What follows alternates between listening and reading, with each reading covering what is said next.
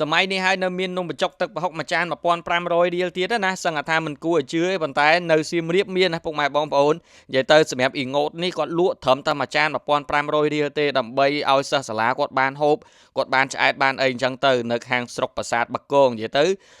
កន្លែងរបស់គាត់នៅផ្លូវទៅប្រាសាទបាគងនឹងតតែម្ដងនំបញ្ចុកទឹកប្រហុករបស់គាត់មានបន្លែមាននំបញ្ចុកមានទឹកប្រហុកមានអីអញ្ចឹងណាយើងអាចញ៉ាំបានហើយបើសិនជាយើងចង់បានត្រីអាំង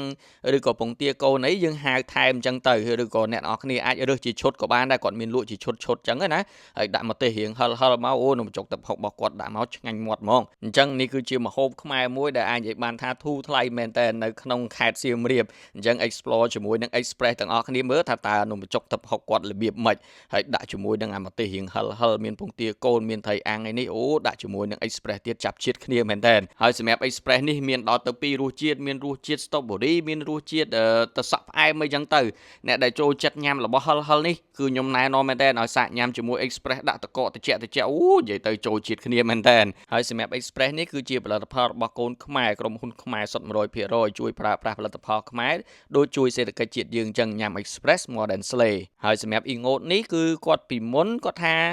ជីវិតគាត់គឺពិបាករហូតមកហើយតាំងពីសម័យសង្គ្រាមកើតក្នុងសម័យសង្គ្រាមសម័យអីចឹងណារកអីញ៉ាំមិនបានទេដល់ពេលអញ្ចឹងគាត់នឹកឃើញថាឥឡូវគាត់ចេះធ្វើអានំបញ្ចុកទឹកប្រហុកអីអញ្ចឹងទៅសូម្បីអានំបញ្ចុកហ្នឹងក៏រោយថ្មីភ្លាមតែញ៉ាំកន្លែងគាត់មិនដឹងថារបស់គាត់ធ្វើហ្នឹងគឺថ្មីភ្លាមសូម្បីបន្លែហ្នឹងស្រស់ភ្លាមឲ្យយើងហើយមានពងទាកូនមានត្រីអាំងអីចឹងទៅប៉ុន្តែសម្រាប់ក្មេងៗភាគច្រើនគឺគាត់ចូលចិត្តទៅញ៉ាំនំបញ្ចុកទឹកប្រហុកកន្លែងគាត់ណាដោយសារតម្លៃធូរថ្លៃនិយាយទៅសម្រាប់នំបញ្ចុកទឹកប្រហុកហ្នឹងមួយចានត្រឹម1500រៀលរហូតណាបាននៅក្នុងភ្នំពេញគឺអត់មានទេប៉ុន្តែនៅខាងស្រុកប្រាសាទបាគងមានតែអ៊ីង៉ូតមួយទេដែលគាត់ហ៊ានលក់ក្នុងតម្លៃហ្នឹងគាត់ថាអាណិតក្មេងៗអ្នកខ្លះចេញពីសាលាមកដឹងញ៉ាំអីអត់មានអីញ៉ាំអីចឹងទៅមកញ៉ាំនំបញ្ចុកទឹកប្រហុកកន្លែងគាត់អីចឹងទៅអ្នកខ្លះសឹងថាទៅញ៉ាំអត់ឲ្យលុយគាត់ក៏គាត់ថាអីដែរដោយសារគាត់អាណិតក្មេងៗអញ្ចឹងណាគាត់ធ្លាប់ពិបាកគាត់ធ្លាប់អីចឹងទៅនេះហើយគឺជាទឹកចិត្តរបស់អ៊ីង៉ូតប៉ុន្តែដូចអ្នកនរគ្នាមកពីចង្ងាយមកពីអីចង់សាក់រសជាតិអីហ្នឹងអាចទៅរកកន្លែងគាត់បានយើងអាចកំងជាឈុតក៏បានដែរកំងជាឈុតដូចខ្ញុំអីចឹងទៅមានត្រីមានពងទាកូនមានអីចឹងទៅតម្លៃដូចជាចាប់ពី8000ខ្លះមាន10000ជាងមានអីចឹងណាទៅតាមប្រភេទទៅតាមឈុតតូចឈុតធំហើយគាត់ធ្វើថ្មីដូចអ្នកនរគ្នាបានឃើញចឹងអានំបញ្ចុកហ្នឹងគឺរោយថ្មីពេលយើងញ៉ាំមកគឺ